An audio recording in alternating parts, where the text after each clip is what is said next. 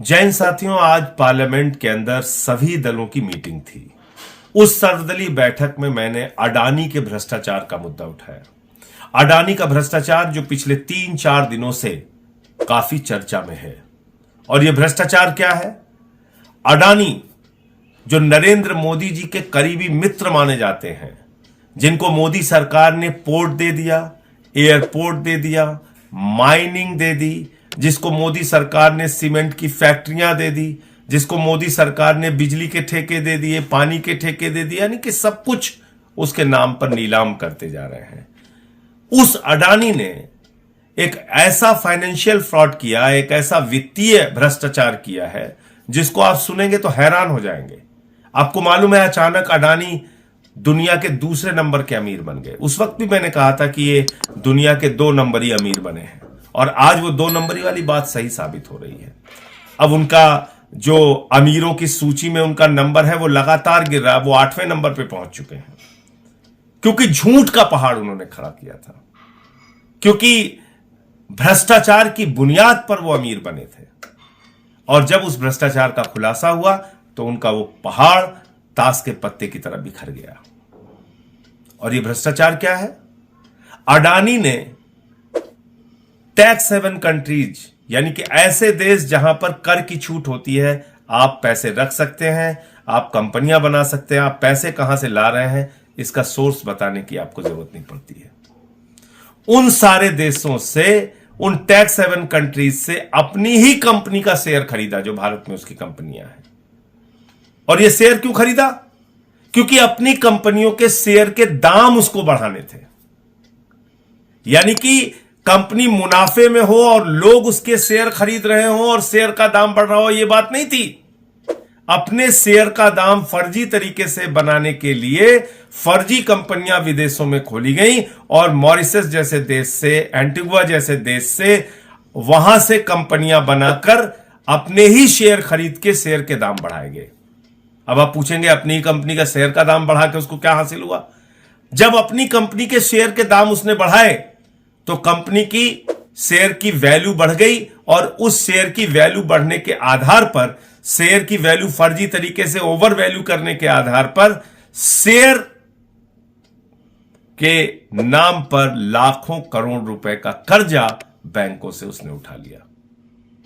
अडानी के ऊपर करीब करीब 2.5 लाख करोड़ रुपए का कर्जा है। और एक पहले भी रिपोर्ट आ चुकी है कि 74,000 करोड़ रुपए भारत सरकार, यानी कि नरेंद्र मोदी जी की सरकार, उसके माफ कर चुकी है।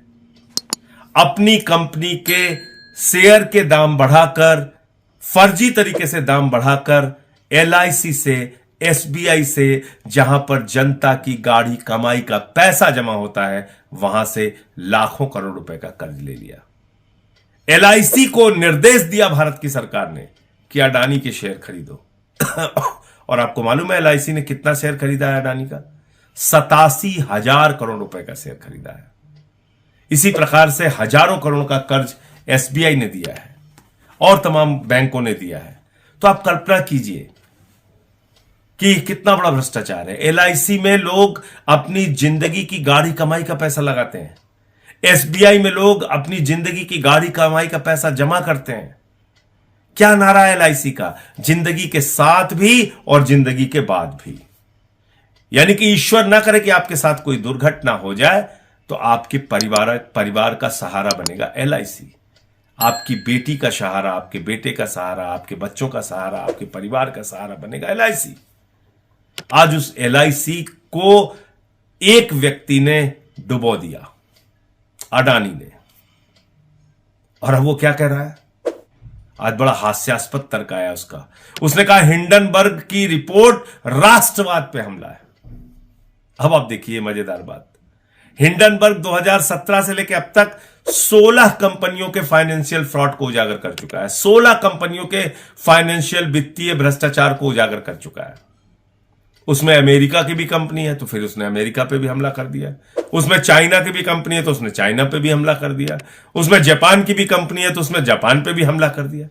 अरे अपने भ्रष्टाचार पे जवाब दो ना।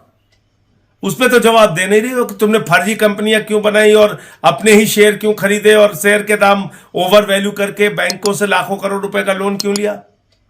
जनता की गाढ़ी कमाई का पैसा डुबोया क्यों? किसी ने अपनी बेटी की शादी के लिए पैसा जमा किया था, किसी ने मकान बनवाने के लिए पैसा जमा किया था, किसी ने छोटे मोटे रोजगार शुरू करने के लिए पैसा जमा किया था। वो सारा पैसा तुमने डुबा दिया। उस पर जवाब दो। अब कह रहे हो राष्ट्रवाद पे हमला है, यानी कि भारत राष्ट्र के करोड़ों लोगों का लाखों करोड़ रुपए लूटकर अडानी अब राष्ट्रवाद की बात कर रहा है। भारत राष्ट्र के लाखों करोड़ की संपत्तियां औने पौने दामों में लेकर उन सरकारी कंपनियों को बर्बाद करके अब अडानी राष्ट्रवाद की बात कर रहा है। तो इस राष्ट्रवाद के नारे के पीछे तुम्हारा भ्रष्टाचार छुपेगा नहीं, क्योंकि इसी भारत राष्ट्र के करोड़ों लोगों को तुमने लूटा है।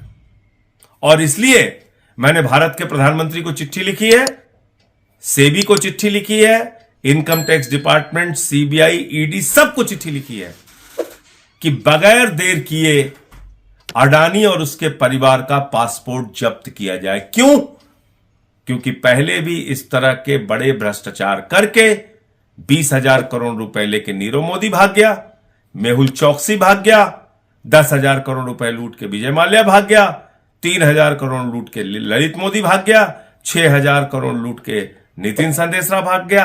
ऐसे तमाम लोग इस देश की जनता की गाढ़ी कमाई का पैसा लूट के भाग चुके हैं।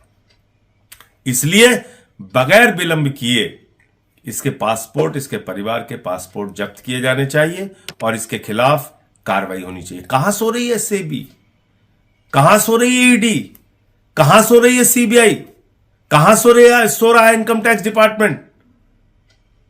विपक्ष के नेताओं पे कार्रवाई करनी हो तो गर्दन दबाने चले जाते तुरंत। इतना बड़ा भ्रष्टाचार का खुलासा हुआ, अभी तक कोई कार्रवाई नहीं हो रही इन लोगों पे। अडानी के पूरे ग्रुप पे कहीं कोई कार्रवाई नहीं हुई। क्यों? क्योंकि ये भारत के प्रधानमंत्री के सबसे करीबी मित्र हैं। अपने इस करीबी मित्र को नरेंद्र मोदी जी ने 2.5 लाख करोड़ रुपए का कर्जा दिया है, 74,000 करोड़ रुपए माफ किया है अपने इस मित्र का। आप कल्पना कीजिए, आपको अगर नौकरी देने की बात आती है तो कहते हैं -20 डिग्री टेम्परेचर में देश की सेवा करो और 4 साल के बाद रिटायर होकर दर दर की ठोकरें खाओ, अग्निवीर बन जाओ।